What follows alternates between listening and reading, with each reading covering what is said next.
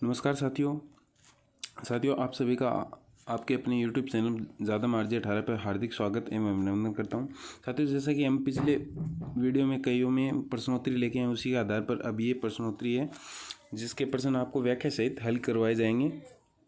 तो चलिए साथियों, शुरू करते हैं आज की प्रश्नोत्तरी का पहला प्रश्न। पहला क्वेश्चन है साथियों, हाल ही में पंडित जसराज जी का निधन हो गया है, उनका संबंध था। तो साथियों इसमें ऑप्शन दिए, ऑप्शन ए खेल, ऑप्शन बी संगीत, ऑप्शन सी शिक्षा, ऑप्शन डी फिल्म। साथियों इसका आंसर होगा ऑप्शन बी संगीत। उनका संबंध था संगीत से, क्योंकि वो साथियों एक पंडित जसराज जी शास्त्रीय गायक थे। और शास्त्रीय गायक इसमें पूछा जा सकता है कौन से घराने के थे, तो मेवाती घराने के थे। कहाँ के? मेवाती घराने के शास्त्रीय गायक थे। और उनका जन्म 28 जनवरी 1930 को फतेहाबाद हिसार हरियाणा के अंदर हुआ था। और हाल ही में उनकी मृत्यु हुई है 17 अगस्त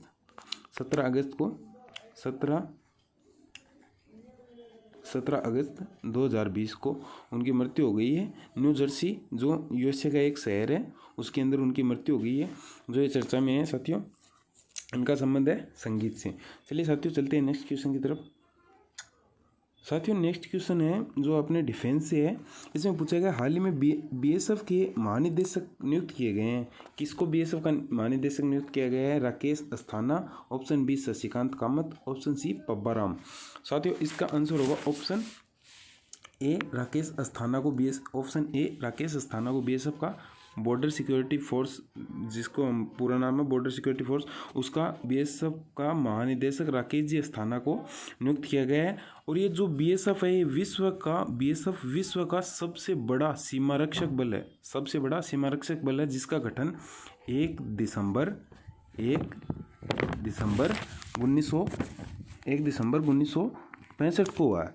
1 दिसंबर 1965 को इसका गठन हुआ था। और इसके हाल ही में वर्तमान महानिदेशक राकेश जी अस्थाना बनाए गए हैं, जो 1984 बैच के आईपीएस अधिकारी हैं। और इसके फर्स्ट अध्यक्ष पूछे जा सकते हैं तो वो हैं KF रुस्तम जी। और बीएसएफ का हेड ऑफिस जब पूछा जाए, हेड क्वार्टर, तो वो कहाँ पे है? नई दिल्ली। कहाँ पे है? नई दिल्ली। चलिए साथियों चलते हैं नेक्स्ट क्वेश्चन की तरफ। साथियों नेक्स्ट क्वेश्चन है अपने राजस्थान से। हाल ही में राजस्थान के मुख्यमंत्री जो कि अशोक गहलोत जी हैं, उन्होंने Chambal river front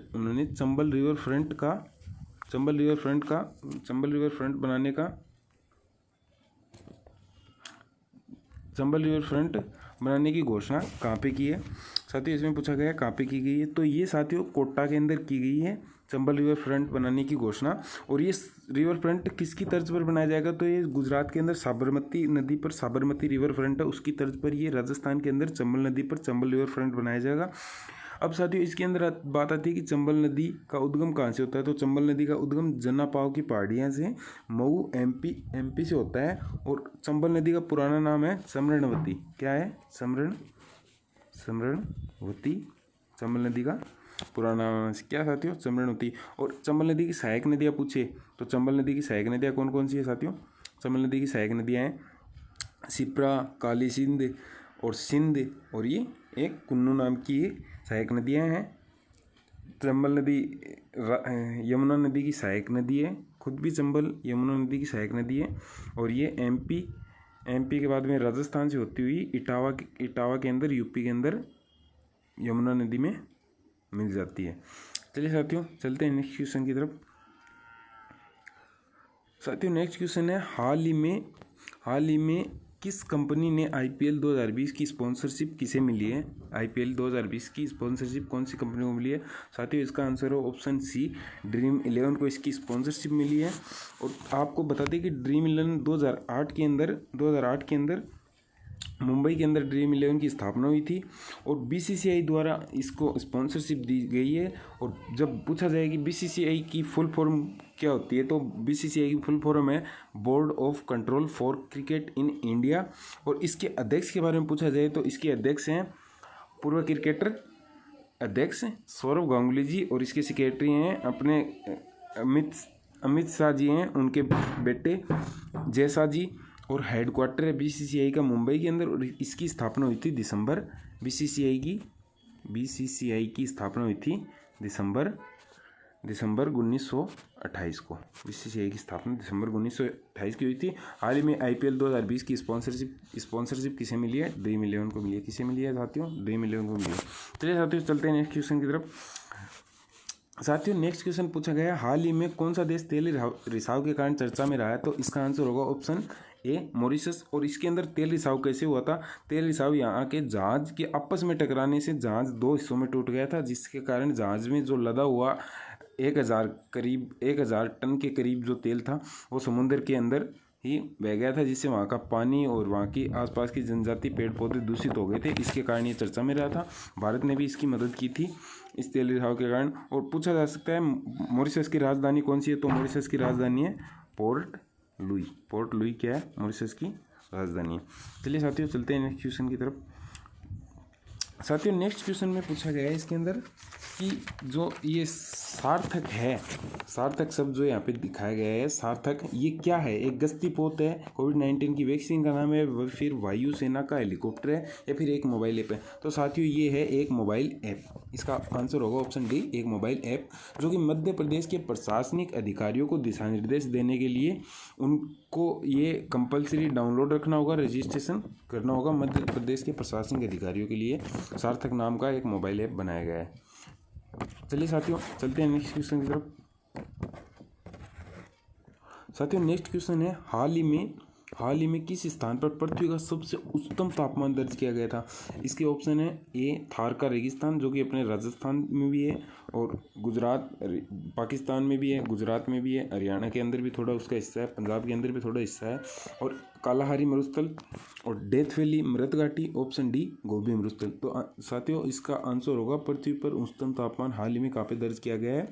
death valley, option C मृत घाटी भी जिसको बोलते हैं, इंग्लिश में डेथ वैली और ऐसे मृत घाटी बोलते हैं। साथियों बताया जाता है कि जब इसको पार करके जो लोग अमेरिका में आते थे इसको पार करके आना पड़ता था, कैलिफोर्निया से जो एंट्री करते थे, तो आधे लोग तो वहाँ पे इस डेथ वैली को पार करते करते ही उनकी मृत्यु हो जाती थी।